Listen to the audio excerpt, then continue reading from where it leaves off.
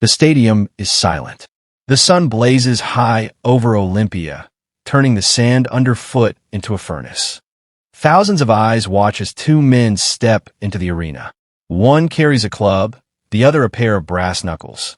Their bodies are coated in oil and dust, gleaming in the heat. There are no helmets, no armor, only muscle, sweat, and blood waiting to spill. This is not the Olympics, you know. When we think of the Olympic Games, we picture friendly competition, a celebration of peace, of nations coming together. But the first games in 776 BCE were nothing like that. They were brutal, raw, and sacred to the gods. At the heart of it all was Zeus, the king of the gods.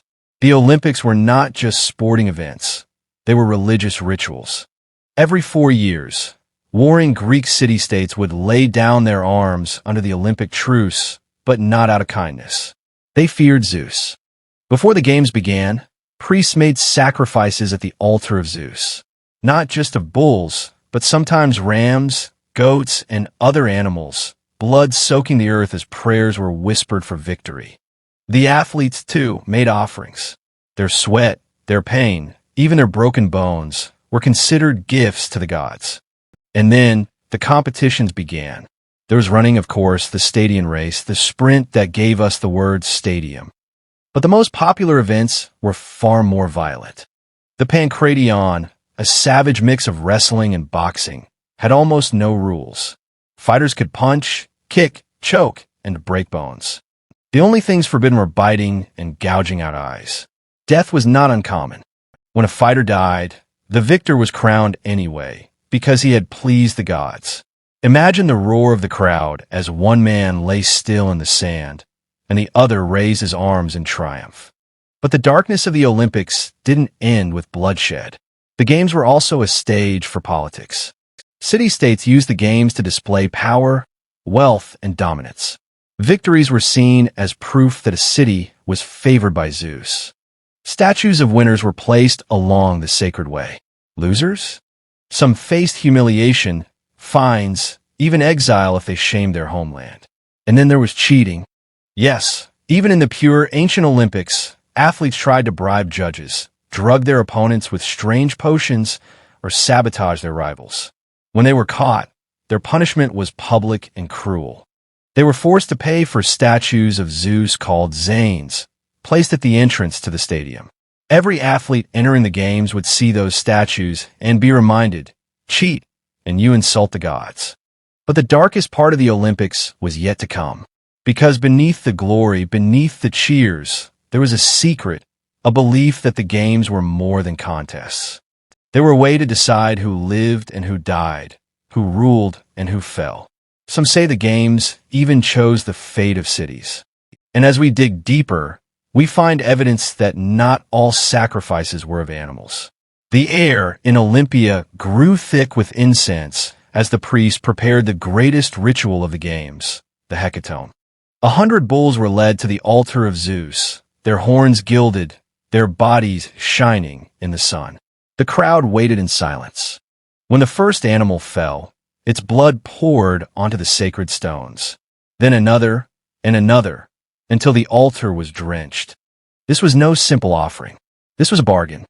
The Greeks believed they were buying favor from the king of the gods. But some whispers said animals were not always enough. Ancient writers hint at darker sacrifices. In the earliest days of Olympia, before the games became famous, some claim human blood was spilled here. Not in secret, but in ritual. Prisoners of war, condemned criminals, even unlucky scapegoats may have been killed to cleanse the games of impurity. By the classical era, this practice was likely abandoned, replaced by animals, but the myth never died. And neither did the game's dangerous edge. Consider the chariot races. Teams thundered around the hippodrome at breakneck speeds. Crashes were so common, they had a word for them. Naufragia, meaning shipwrecks.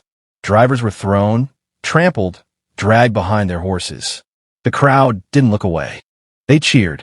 Blood was part of the spectacle. But there was something more sinister hidden beneath this violence. The games became a tool, not just for worship, not just for sport, but for politics and control. When a city-state wanted to humiliate its enemies, it did it at Olympia. Victories in the stadium were paraded like trophies of war. The losers were disgraced before all of Greece. In some cases, losing athletes were even punished back home, flogged or fined for bringing shame on their city. Then there were the scandals. Despite the sacred truce that was supposed to stop all wars during the games, some city-states broke it. They invaded rivals or sent troops to intimidate them. When they were caught, they were fined, but sometimes the fines are never paid. The Olympics became not a symbol of peace, but of power games played under the watch of the gods. Even the athletes were not always willing participants. Some were slaves, trained from childhood to compete for their master's glory. Others were professional fighters who risked death for money and fame. Their victories might win them statues, banquets, and lifetime pensions, but their losses could mean ruin.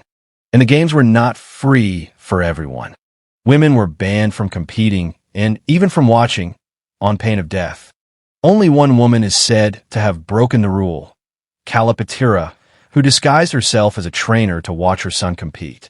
When she was discovered, the judges were so impressed by her bravery that they spared her life but changed the rules, forcing trainers to enter the stadium naked to prevent it from happening again. So we see that Olympia was not just a celebration. It was a dangerous theater of blood, ambition, and divine judgment. But the darkness of the Olympics would eventually grow too heavy for even the gods to bear. Because in the centuries to come, the games would be shut down completely and forgotten for over 1,000 years. The question is, why? The end came slowly, like the fading of a torch. By the 3rd century CE, the world around Olympia had changed. Greece was no longer free. Rome ruled now, and the games became Roman spectacles, stripped of their sacred roots and turned into entertainment. Emperors sponsored lavish festivals, blending the Olympics with gladiatorial shows, feasts, and theater. The spirit of Zeus was fading, but the blood kept flowing. Then came Christianity. By the 4th century CE, the Christian faith had swept through the empire, rising from a persecuted cult to the religion of emperors. The church saw the old gods as demons, their rituals as dangerous temptations. To the bishops of the new faith, Olympia was not a holy place. It was a shrine to paganism, soaked in centuries of sacrifice. In 393 CE, Emperor Theodosius I issued an edict banning all pagan festivals. The Olympic Games were shut down after over 1,000 years of tradition. The temples of Zeus and Hera fell silent. The sacred flame was extinguished. Olympia became a ghost town. Earthquakes, floods, and time buried the ruins under centuries of mud. For over a millennium, the Olympics existed only as a memory, a story passed down by poets and historians. The world forgot the blood spilled on its sands, the secrets whispered at its altars. When the Games were revived in the modern era in 1896, they were reborn as something different, symbols of peace and unity, stripped clean of their darker history. But the question remains, did we lose something in that rebirth? Because for the ancients, the Games were more than sport. They were a way to connect with the divine, to offer blood and sweat in exchange for favor from the gods. They were brutal, yes, but also powerful. And perhaps that was why they frightened the new faith, because they gave mortals a way to bargain directly with heaven. Even today, archaeologists still find traces of those ancient rituals, burnt bones, shattered altars, and inscriptions that speak of curses, blessings, and prayers for victory. The ghosts of Olympia remind us that the Olympics were never just about running faster or throwing farther. They were about life, death, and the will of the gods. So next time you watch the Games with their bright lights and smiling athletes, imagine the silence of ancient Olympia, the altar dripping with blood, the crowd chanting the name of Zeus, the clash of fists, and the thud of bodies on the sand. And ask yourself, were the first Olympics truly a celebration of peace, or were they humanity's most beautiful way of worshiping war?